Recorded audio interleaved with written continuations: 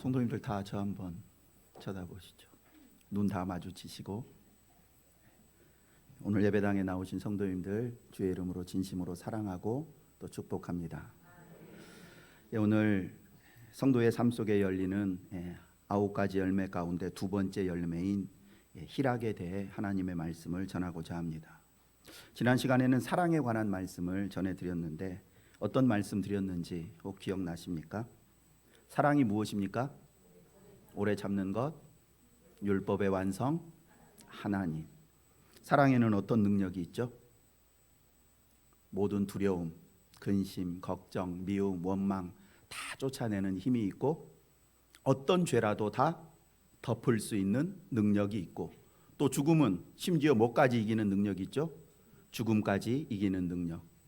내 안에 있는 사랑을 약화시키려고 바다 깊은 곳에 던져도 이 사랑은 조금 더 꺼지지 않는다고 사랑의 능력을 말씀했습니다. 그리고 하나님으로부터 이런 놀라운 사랑을 받은 사람은 이 사랑을 가지고 다른 사람을 사랑해야 되는데 어떻게 사랑해야 됩니까? 말로만이 아니라 행함과 진실함으로 사랑해야 합니다. 하나님께서 말로만 내가 너희 사랑한다 하시지 않고 독생자를 십자가에 내어주시는 행함을 통해 우리를 사랑하신 것처럼 말입니다. 그리고 또 어떻게 사랑해야 된다고 그랬습니까? 서너 번 사랑하다 멈추는 게 아니고 끝까지. 끝까지라는 것은 내가 죽을 때까지. 내가 죽을 때까지 사랑해야 된다고. 그렇게 할 때 내가 지금 사랑을 주는, 사랑을 베푸는 그 사람의 삶 속에서 모든 근심과 걱정은 떠나가게 되고, 그는 더 이상 죄로 인한 정죄의식에 시달리지 않게 되고, 세상 무엇도 두려워하지 않는 그 담대함을 가지고 살아갈 수 있습니다. 이제 오늘은 9가지 열매 가운데 두 번째 열매인 희락은 무엇인지, 희락의 열매가 우리의 삶 가운데 중요한 이유는 무엇이고 어떻게 하면 항상 희락의 열매를 맺으며 살 수 있는지에 대해서 말씀을 드리고자 합니다. 희락의 중요성, 희락의 정의, 희락의 비결 3가지. 먼저 성도의 삶에 있어서 희락의 열매가 왜 중요한지에 대해 말씀드리고자 합니다. 바울 사도는 하나님 나라의 3대 특징, 즉 하나님 나라를 구성하는 3가지 구성 요소 가운데 하나가 희락이라고 말씀합니다. 즉 희락은 하나님 나라의 3대 특징, 3가지 특징 중에 하나로 꼽힐 만큼 중요하다고 말씀합니다. 로마서 14장 17절 말씀 함께 읽습니다. 하나님의 나라는 먹는 것과 마시는 것이 아니요 오직 성령 안에 있는 의와 평강과 희락이라. 아멘. 하나님의 나라의 3대 특징이 뭐라고요? 의와 평강과 희락. 로마서 14장 17절 이 말씀은 저 개인적으로 매우 의미 있고 특별한 말씀인데, 이 말씀은 제가 지금으로부터 23년 전에 행한 저의 첫 번째 설교 본문이기 때문입니다. 이곳 여수신성교회에서 담임 목사로 7년, 서울에서 부목사로 12년, 인천에서 전임전도사로 2년, 그리고 그 이전 서울에서 유년부 교육전도사로 2년을 사역했는데, 교육전도사 사역을 시작하는 첫 번째 설교 본문이 로마서 14장 17절 말씀이었습니다. 말씀을 보면 아시겠지만 초등학교 1학년, 2학년들이 이해하기에는 좀 어려운 말씀입니다. 하나님의 나라는 의와 평강과 희락이다, 이렇게 말씀하는데 어린 아이들에게 이 하나님의 나라의 3대 특징을 어떻게 설명할 수 있을까 고민하며 설교를 준비한 설교를 또 녹음기에 녹음을 해가지고 수십 번을 들으면서 첫 번째 설교를 했던 기억이 아직도 생생합니다.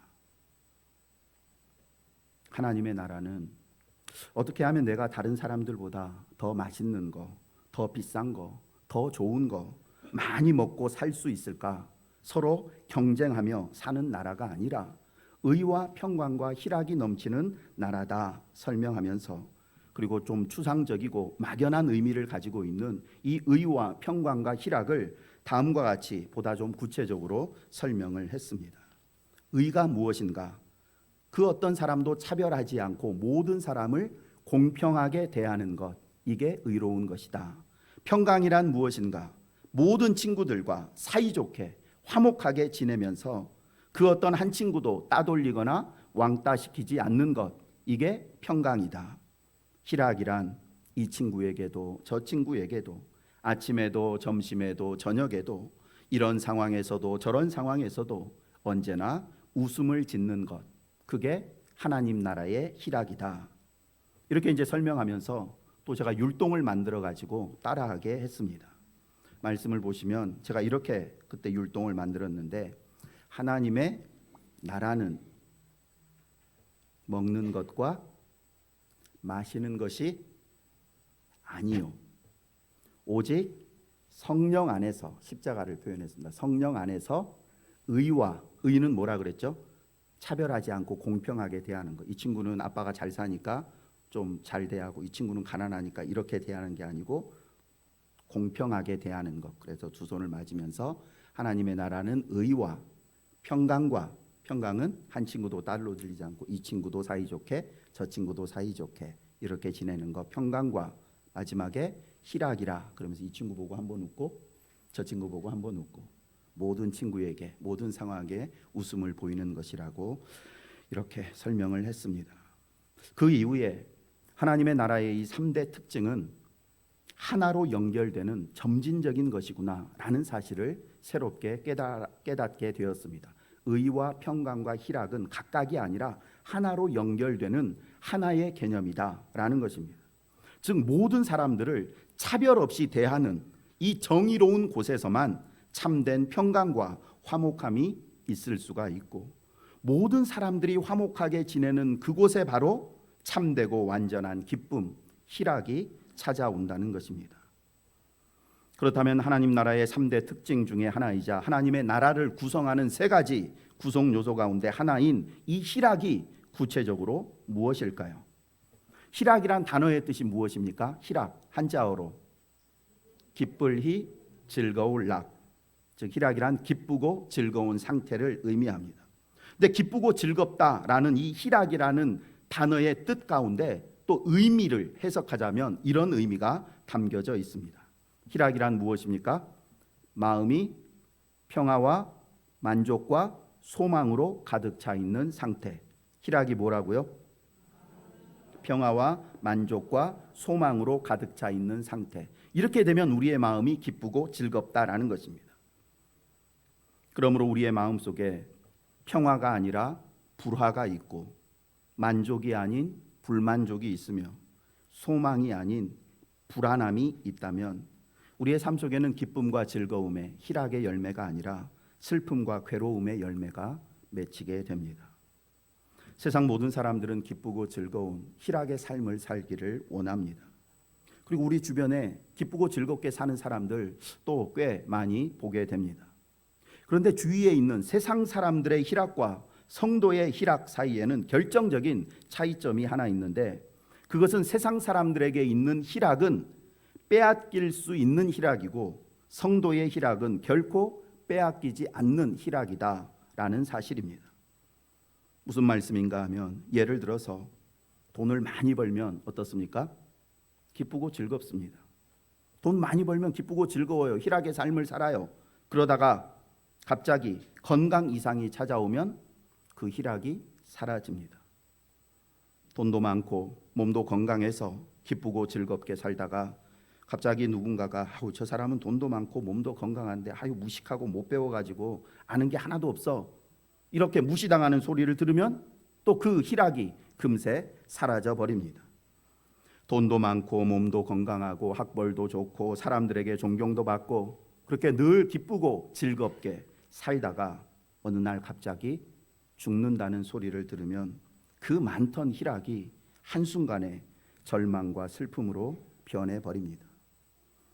이처럼 세상에서 얻은 희락은 가난함이 빼앗아가고 질병이 빼앗아가고 명예와 학벌이 빼앗아가고 나보다 힘센 사람이나 강도나 도둑이나 사기꾼이나 폭력배가 내 안에 있는 희락들을 빼앗아가고 최후에는 죽음이 내 안에 있는 이 희락을 송두리째 빼앗아 가버립니다. 그래서 세상이 주는 기쁨과 즐거움만을 추구하며 살던 사람에게는 결국 지옥에서의 영원한 고통과 괴로움, 절망만 남게 됩니다. 그러나 성도에게 있는 희락은 세상 그 무엇도 그 누구도 빼앗아가지 못한다고 예수님이 말씀하셨습니다. 요한복음 16장 22절 말씀 함께 읽습니다. 지금은 너희가 근심하나 내가 다시 너희를 보리니 너희 마음이 기쁠 것이요 너희 기쁨을 빼앗을 자가 없으리라. 아멘.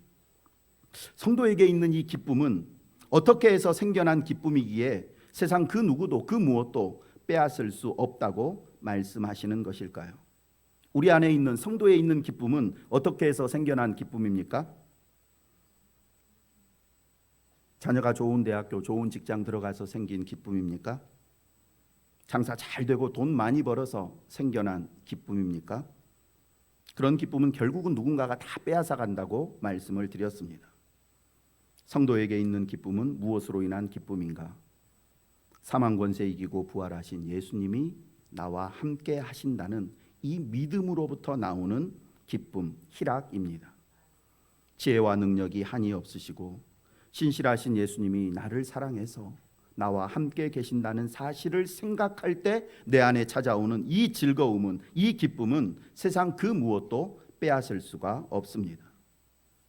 가난도 실패도 주변 사람들의 미움과 따돌림도 불의와 사고와 심지어 3개월 시한부 판정도 예수님이 지금 나와 함께하고 계신다는 이 임마누엘 신앙이 가져다주는 희락을 빼앗아 가지를 못합니다.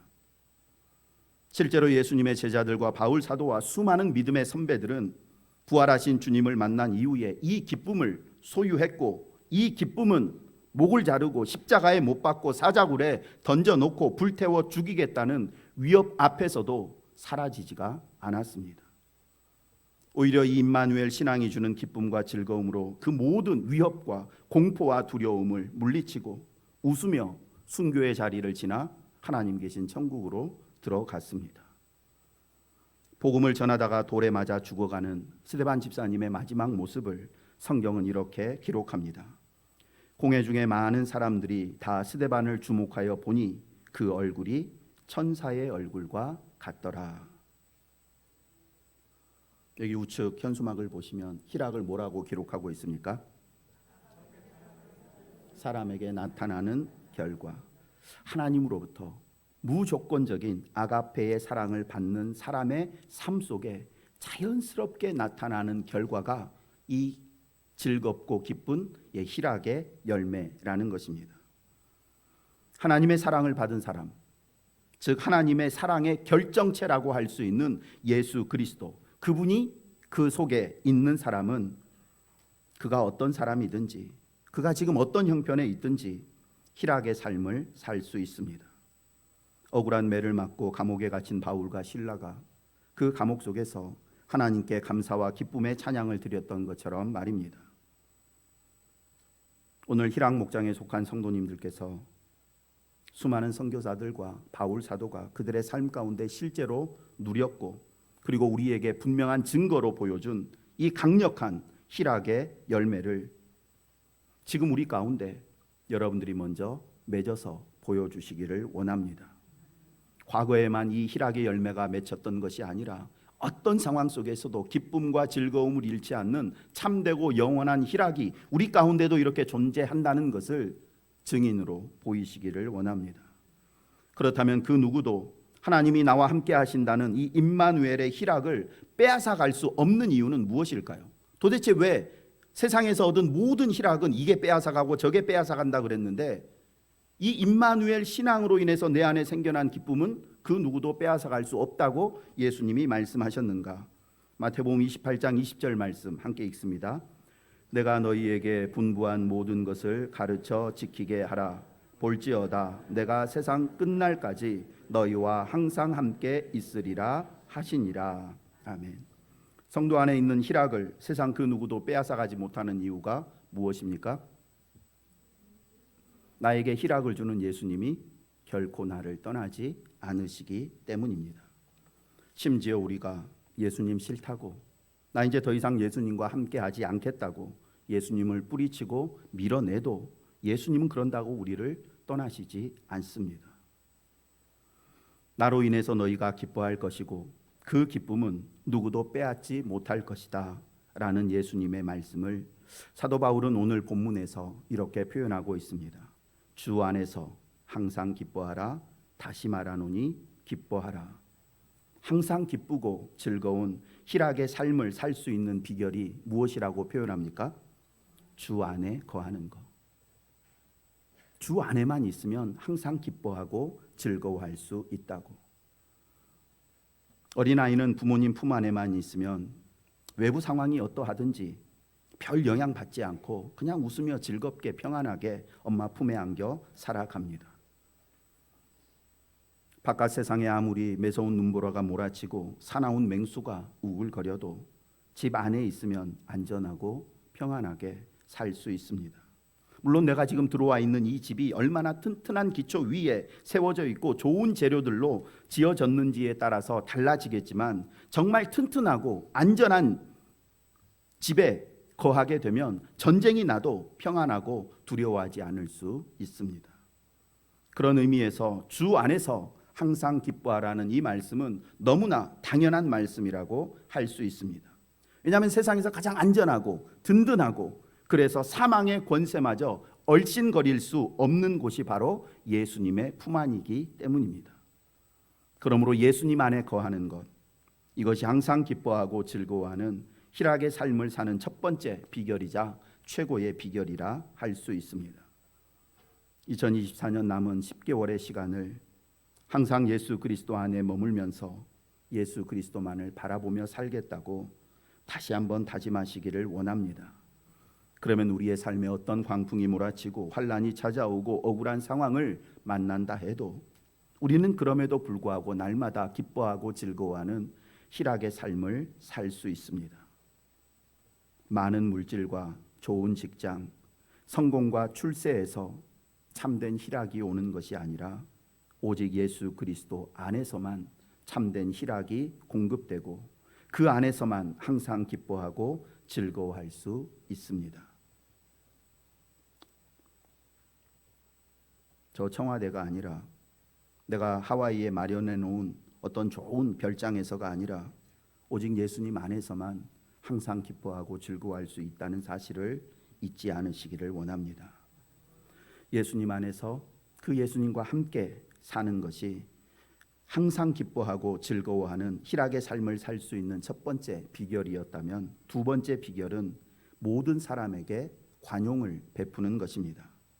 주 안에서 항상 기뻐하라 권면하신 바울 사도는 바로 이어지는 5절 말씀에서 모든 사람에게 관용을 베풀라고 권면합니다. 5절 말씀 함께 읽습니다.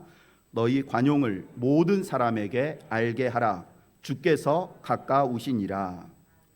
관용이라는 말은 다른 사람의 실수, 잘못을 너그럽게 받아들이고 품어주고 용서한다는 의미인데 성경에서는 하나님의 백성이 마땅히 품어야 할 성품이 바로 이 관용이다라고 말씀합니다. 앞에서 어떤 상황 속에서도 기뻐하고 즐거워할 수 있는 희락의 삶을 살 수 있는 첫 번째 비결이 뭐라고 말씀드렸습니까? 주 안에 거하는 것, 주님과 함께 하는 것. 그런데 만약 예수님이라는 최고의 집 안에 내가 지금 살기는 하는데 그곳에 함께 살고 있는 사람들과 불화하면 기쁘고 즐겁겠습니까? 함께 사는 사람들과 화목하지 못하면 그래서는 안 되는데 차라리 나가서 그냥 죽는 한이 있어도 나는 이 집에서 이 사람과 함께 살지 못하겠다. 이렇게 하고 집을 뛰쳐나갈 수도 있습니다. 잠언 기자는 다투며 성내는 여인과 큰 집에서 함께 사는 것보다 광야에서 혼자 사는 것이 낫다고 말했습니다. 그런데 혹 너무 힘들어서 같이 살고 있는 공동체를 뛰쳐나가고 집을 나갈 수는 있다 해도 교회를 나가서는 안 됩니다. 뭐 이 교회 아니면 다른 교회는 없나? 다른 교회는 없습니다. 이 교회에서 싸우고 나가면 다른 곳에서도 참된 희락을 누릴 수가 없습니다. 그러니 항상 기뻐하고 즐거워하는 희락의 삶을 살기 위한 두 번째 방법은 모든 사람에게 관용을 베푸는 것이라는 사실을 잊지 않기를 원합니다. 서두에서 말씀드린 것처럼 하나님의 나라의 3대 특징은 의와 평강과 희락인데 희락의 삶을 살기 위해서는 주변 사람들과 평안하게, 평강하게, 화목하게 지내는 것이 필수적으로 요구됩니다. 그리고 주변의 사람들과 화목하게 지내기 위해서는 내 안에 반드시 이 관용이라는 성품이 있어야 합니다. 하나님의 자녀인 내가 주변 사람들에게 관용을 베풀어야 하는 이유는 내가 지금 하나님으로부터 관용을 받고 있기 때문입니다. 그리고 두 번째 이유는 바울 사도가 말한 것처럼 주님 앞에 설 날이 멀지 않기 때문입니다. 이제 얼마 안 있으면 내가 그토록 사모하고 사랑하는 주님을 만나게 될 텐데 내 안에 누군가를 향한 미움과 원망, 꽁한 마음을 가지고 인상 찌푸리며 살다가 주님을 만나면 얼마나 부끄럽겠습니까? 바울 사도는 강하게 우리에게 권면합니다. 너희의 관용을 몇몇 사람에게만, 가깝고 친한 몇몇 사람에게만 아니라 모든 사람에게 베풀라고 말입니다.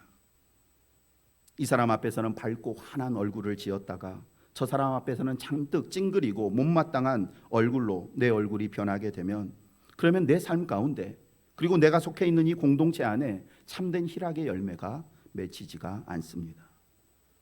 그러니 혹시라도 아직까지 관용을 베풀지 못한 사람, 잘못을 너그럽게 받아들이지 못한 사람이 있다면 하나님의 말씀 앞에서 결단하기를 원합니다. 옆에 있는 분들과 이렇게 인사하겠습니다. 모든 사람에게 관용을 베풉시다. 누구에게요? 모든 사람에게.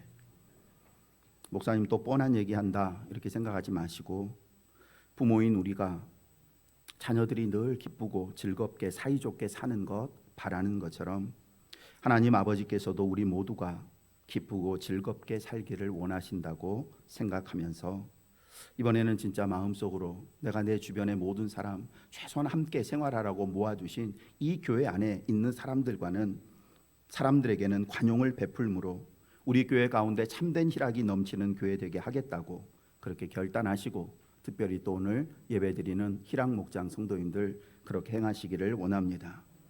끝으로 바울 사도는 빌립보서 4장 6절 7절 말씀을 통해서 어떤 상황 속에서도 기쁘고 즐거운 희락의 삶을 살 수 있는 마지막 세 번째 비결에 대해 말씀하는데 그것은 우리 안에 있는 이 희락을 위협하는 염려거리들이 찾아왔을 때 그것을 즉시 기도와 간구로 하나님께 아뢰라는 것이라는 것입니다. 빌립보서 4장 6절 말씀 함께 읽습니다.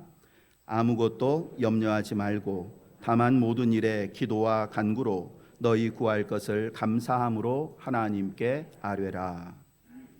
염려라는 단어는 날카로운 아주 이빨을 가진 짐승이 먹잇감을 확 물고 목을 물고 놓아주지 않을 때 그 물린 짐승이 막 질식해서 죽을 것 같은 그 상황을 염려라고 표현을 합니다.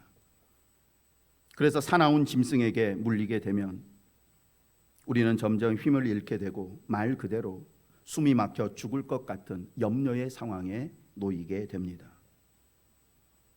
간절히 기도했지만 아직까지 이루어지지 않은 많은 소원들이 나를 힘들게 만듭니다. 사람들과의 불편하고 어색한 관계들, 또 육체적인 연약함과 질병, 이런 것들이 내 숨을 막히게 만들고 좀처럼 고쳐지지 않는 잘못된 습관들, 그리고 내 안에 있는 이상하게 모를 영적인 회의와 무기력증, 이러한 다양한 요소들이 우리를 염려하게 하고 불안하게 합니다. 이런 수많은 염려거리와 스트레스에 시달리고 있는 우리를 향해서 바울 사도는 말씀합니다. 아무것도 염려하지 말고 다만 모든 일에 기도와 간구로 너희 구할 것을 감사함으로 하나님께 아뢰라. 아무것도 염려하지 말라고. 이 땅에서 먹고 사는 문제, 돈 많이 벌어서 성공하고 출세하는 문제, 어떻게 하면 노후를 좀 편안히 살 수 있을까? 심지어 죽고 사는 문제가 닥쳐왔다 해도 그것 때문에 숨 막혀 죽을 것처럼 낙심하고 불안해하지 말고 그런 일들이 찾아오면 어떻게 하라고요? 기도와 간구로 하나님께 감사함으로 아뢰라고, 맡기라고 말씀합니다. 전에도 말씀드린 것처럼 당장 죽게 생겼는데 감사할 게 뭐가 있다고 감사로 기도드릴 수 있느냐, 이렇게 반문할 수 있지만 다 죽게 생긴 그 상황에서도 감사할 수 있는 것이 있다고 말씀을 드렸는데 그게 무엇인지 생각나십니까? 다 죽게 생긴 이 상황을 말씀드릴 수 있는 하나님이 내 곁에 계시다는 사실, 그것이 감사하고, 그리고 내가 지금 상의하고 도움을 구하는 그 하나님은 세상 그 누구보다 능력과 지혜가 많으시고 나를 너무나 사랑해 주시는 분이시라는 그 사실이 감사합니다. 이 두 가지 감사의 제목을 생각하면서 하나님께 우리의 모든 염려와 걱정을 아뢰고 도움을 구하면 모든 지각에 뛰어난 하나님의 평강, 즉 우리가 상상했던 것보다 더 놀라운 방법으로, 평안으로 하나님이 우리의 마음과 생각을 지켜주신다고, 그리고 그 결과 우리 안에 있던 모든 근심과 걱정은 떠나가고 주님이 주시는 희락이 넘치게 됩니다. 지켜주신다는 말은 말 그대로 군사 용어입니다. 하나님의 평강, 하늘에서 내려오는 이 평강이 최강의 군사가 되어서 내 마음과 생각 속으로 막 침투해 들어오는 모든 염려, 근심, 불안, 두려움을 다 막아주신다는 의미입니다. 말씀을 마칩니다.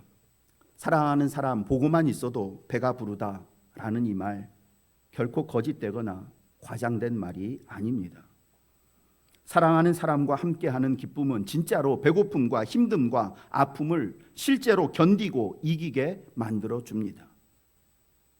사랑하는 사람과 함께하는 이 기쁨 속에 모든 것을 이기는 이런 능력이 있다면 하나님의 아들이시고 사망 권세 이기고 부활하신 능력의 예수님과 함께하는 기쁨, 함께함으로부터 주어지는 이 희락의 능력은 얼마나 더 크고 강력하겠습니까? 하나님이 나와 함께 하신다는 임마누엘 신앙으로 인해서 주어지는 이 기쁨은 말씀드린 것처럼 죽음의 공포마저 쉽게 이겨버립니다. 지금 우리가 처해 있는 삶의 환경은 항상 기뻐하고 즐거워하는 희락의 열매를 맺기에 참 어려운 상황이지만, 그런데도 하나님은 오늘 우리에게 다시 한번 항상 기뻐하라고 명령하십니다. 명령하실 뿐만 아니라 그렇게 열매 맺을 수 있는 세 가지 방법도 말씀해 주셨습니다. 첫째, 현재 우리가 처해 있는 삶의 형편이 어디이든지 우리의 마음은, 우리의 영은 예수 그리스도 안에 있기만 하면 됩니다. 그러면 내가 예수님 안에, 예수님이 내 안에 있으면 내가 어디를 가든지 바로 그곳이 하늘나라입니다. 항상 기뻐하고 즐거워하는 희락의 삶을 살 수 있는 두 번째 비결은 무엇입니까? 내 주변 모든 사람들에게 관용을 베푸는 것입니다. 내가 예수님께 받았고 그리고 지금도 받고 있는 그 관용을 생각하면 내 주위에 관용을 베풀지 못할 사람 없습니다. 모든 일은 내 안에 계신 예수님께 다 맡기고 우리는 그저 예수님의 말씀 따라서 모든 사람에게 관용을 베풀면서, 그래서 우리의 삶과 가정과 공동체 속에 주님이 원하시는 희락의 열매 주렁주렁 맺을 수 있기를 원합니다. 항상 기뻐하고 즐거워하는 희락의 삶을 살 수 있는 마지막 세 번째 비결은 염려라는 사나운 짐승이 우리를 물었을 때 우리 힘으로 벗어나려고 발부둥 치지 말고 즉시 하나님께 감사함으로 기도와 간구를 드리는 것입니다. 내 힘으로 벗어나려고 발버둥 치면 칠수록 상황은 더 악화되고 상처와 괴로움은 더 깊어집니다. 그러니 숨이 막혀 죽을 것 같이 힘들어도 하나님이 계시다는 그 사실에 감사하면서 그 모든 것을 주님께 맡기시기를 원합니다. 그러면 틀림없이 하나님의 평강이라는 최강의 군사가 나타나서 나를 물고 늘어지는 그 모든 근심과 걱정, 염려를 물리쳐 주실 것입니다. 우리 주 예수 그리스도 안에서 모든 사람에게 관용을 베풀며 하나님께 감사의 기도와 도움의 기도를 드림으로 항상 기쁘고 즐거워하는 희락의 삶을 사는 저와 여러분 되기를 간절히 소망합니다. 하나님 아버지 감사합니다. 갖가지 걱정과 염려, 슬픔과 괴로움에 시달리며 사는 저희에게 세상 그 누구도 빼앗을 수 없는 참되고 영원한 희락이 있다고, 그리고 그것을 소유할 수 있다고 말씀해 주셔서 감사합니다. 세상에서 얻은 희락은 일시적이고 불완전한 것이어서 아무리 많이 가지고 있어도 불안함을 떨칠 수가 없다는 사실을 새롭게 깨달았사오니 이제는 참되고 완전하며 영원한 희락의 근거가 되시는 예수님 안에만 머물며 예수님과 동행하는 삶을 살게 하여 주옵소서. 그리고 예수님 안에서 함께 믿음의 길을 걷는 모든 성도들과 화목하게 지내기로 결단하며 관용을 베푸는 삶을 살게 하여 주옵소서. 너그럽고 따뜻하고 부드럽고 후한 태도로 모든 사람에게 관용을 베풀게 하옵소서. 무엇보다 2024년 남은 한 해 동안에는 그 어떤 일로도 염려하지 않게 하시고, 염려거리가 찾아오면 즉시 그 모든 것을 하나님께 감사함으로 아뢰게 하여 주옵소서. 그래서 주님으로부터 평강의 선물을 받아 우리 성도들 모두가 희락의 삶을 살게 하여 주옵소서. 하나님, 이제 희락 목장에 속한 성도들이 나와서 하나님께 헌신을 다짐하며 찬양을 드릴 때 이 찬양 들으시고 이들의 가정과 직장, 일터와 삶의 모든 현장 가운데 기쁘고 즐거운 희락의 열매, 풍성이 맺혀지게 하여 주옵소서. 우리가 구하거나 생각하는 것보다 언제나 더 넘치는 것으로 채워주시는 주님의 은혜가 우리 여수신성교회와 성도님들의 삶 가운데 늘 함께 하시기를 소망하며 예수님의 이름으로 기도드립니다.